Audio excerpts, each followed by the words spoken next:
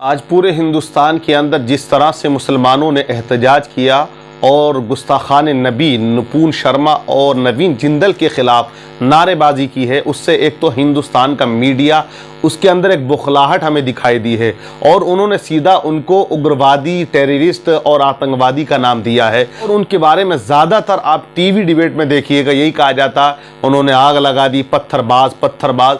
लेकिन मैं ये कहना चाहता हूँ गवर्नमेंट ऑफ इंडिया से, मोदी सरकार से, जिसने उसको बर्खास्त तो कर दिया है पार्टी से, लेकिन क्या इतना नहीं कर सकते कि इतनी दुनिया आवाज़ उठा रही है, पूरी दुनिया के अंदर इनके खिलाफ एहतजाज हो रहे हैं कि उनको पकड़ के गिरफ्तार करके जेल में डाल दिया जाए। आप देखिएगा अगर किसी मुसलमान ने कोई टिप्पणी हिंदू मजहब के ताल्लुक से की है तो उस पर एक्शन लिया गया, फौरन गिरफ्तार किया गया और उसको सलाखों के पीछे डाल दिया गया है। यहाँ तो पूरा हिंदुस्तान है, अरब कंट्रियां हैं और भी दूसरे ममालिक हैं जो ईसाई मुल्क कहते हैं, वो भी खुलकर बोल रहे हैं। उसके बावजूद सिर्फ 2 लोगों को जेल के पीछे आखिरकार मोदी सरकार डाल क्यों नहीं रही है? इसकी वजह क्या है? इसका अभी आप देखिएगा एक पाखंडी बाबा जो डासना का है, जो बड़ा चर्चा में रहा और मीडिया पे वो हमेशा आ जाता है, अभी उसने ऐलान कर दिया कि मैं जामा मस्जिद कुरान को लेके जाऊंगा, हदीसों को लेके जाऊंगा और वहां जाके मैं दिखाऊंगा।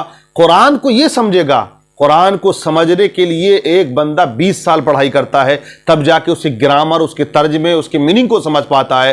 कोई भी उठता है कि कुरान ये कहता, कुरान वो कहता, कुरान को वगैरह वगैरह की समझ में कैसे आ जाएगा? जिन्होंने कभी कुरान के बारे में एक अलिफ नहीं पढ़ा हो, अरबी ग्रामर का बा से वो वाकिफ नहीं हो, वो आके कहते हैं कि हम कुरान पढ़ते हैं, कुरान में ये लिखा है, कुरान में वो लिखा है। अरे तुम्हें जब कुछ पता ही नहीं है तो किस तरह की बातें आप करते हो?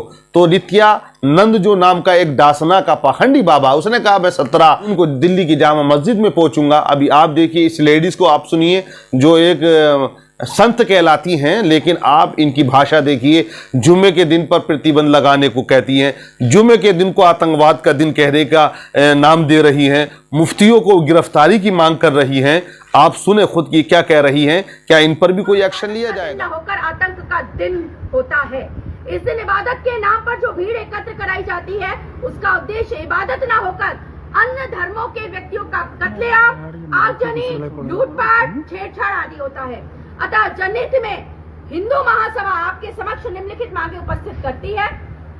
पहली, जुम्मे की नमाज के दिन छोटी मस्जिदों में 10 एवं बड़ी मस्जिदों में 25 से अधिक व्यक्तियों के एकत्र होने पर प्रतिबंध लगाया जाए, यानी सामूहिक नमाज पर तत्काल प्रभाव से प्रतिबंध लगाया जाए।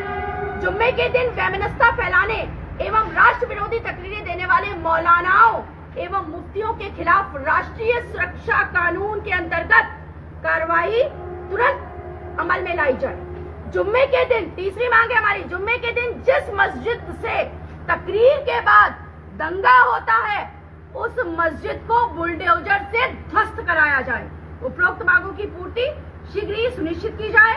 महामंडलेश्वर अन्नपूर्णा भारती पूजा शकुन पांडे, हिंदू महासभा राष्ट्रीय। सुना इस लेडी संत को आपने किस तरह से ये नफरत फैलाती है, सिर्फ इस्लाम, सिर्फ मुसलमान। हालांकि इस वक्त इतना खौफजदा था, इतना डरा हुआ था कि एक लफ्ज किसी के खिलाफ बोलने से डर रहा था, लेकिन इन्होंने मुसलमान के ईमान को जगा दिया। और मुसलमान ये देखिए, तलाक का मामला आया, खामोश रहा, हिजाब का मामला आया, खामोश रहा, और भी बहुत से मामलात रहे, खामोश रहा, लेकिन अज़मत रसूल और नामूस रिसालत पर मुसलमान खामोश नहीं होता है, क्योंकि अल्लाह की सरतबा कदम शान है ये, इंसान नहीं, इंसान वो इंसान है ये।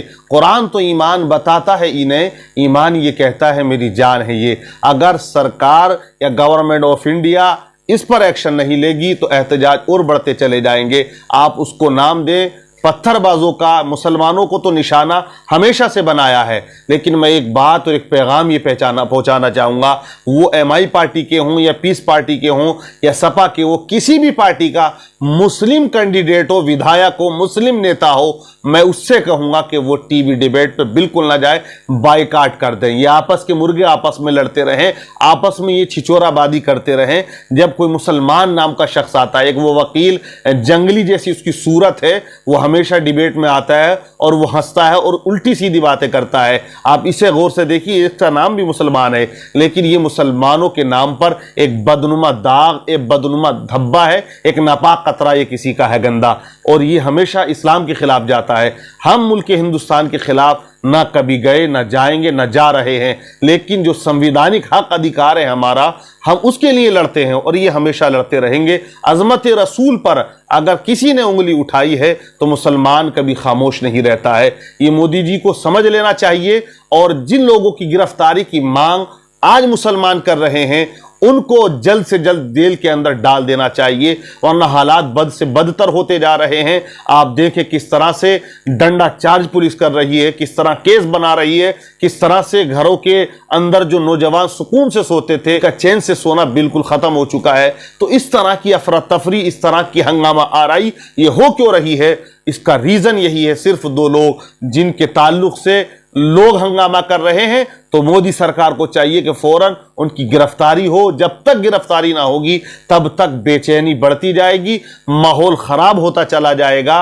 ये अलग बात है कि मुसलमान कितना मारा जाए या कितने उस पर मुकदमे लगे, वो फिर मुकदमों से नहीं डरते हैं और जितना उनको सताया जाएगा उतना ही उनका ईमान मजबूत होता चला जाएगा।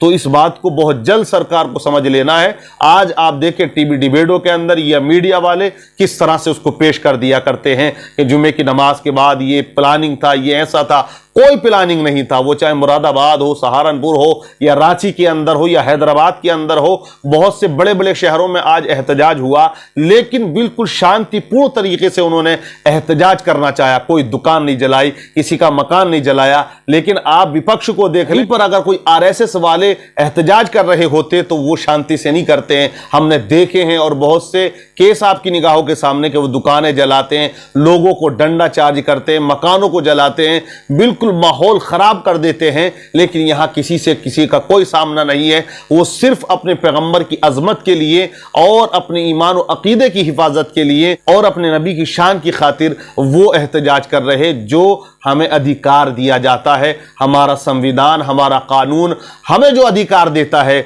हम उसी के तहत एहतजाज करते हैं। लेकिन ये अलग बात है कि अब जो सोच है, हम कहते हैं भाजपा 1000 साल तक नहीं जाएगी। लोग कह रहे हैं कि अब हमारा राज आया तो हम ये करेंगे वो करेंगे। 2000 साल मत जाने दो, 5000 साल मत जाने दो, लेकिन नबी की अजमत पे अगर कोई हमला करेगा तो फिर उससे कोई समझौता नहीं है। उससे फिर यह है कि जिस तरह से भी होगा कानूनन हम उसके खिलाफ एक्शन लेंगे, FIR दर्ज कराएंगे और उसके खिलाफ court, high court, supreme court तक जाना पड़े तब भी हम लोग जाएंगे। तो इसकी नौबत ना आए, ज्यादा एहतजाज ना हो, ज्यादा हंगामा आराई ना हो। गवर्नमेंट को ये समझ लेना चाहिए और इन लोगों को बिल्कुल इन पर मुकदमा दर्ज हो और इनकी गिरफ्तारी हो, जेल की सलाखों के पीछे इनको डाल दिया जाए।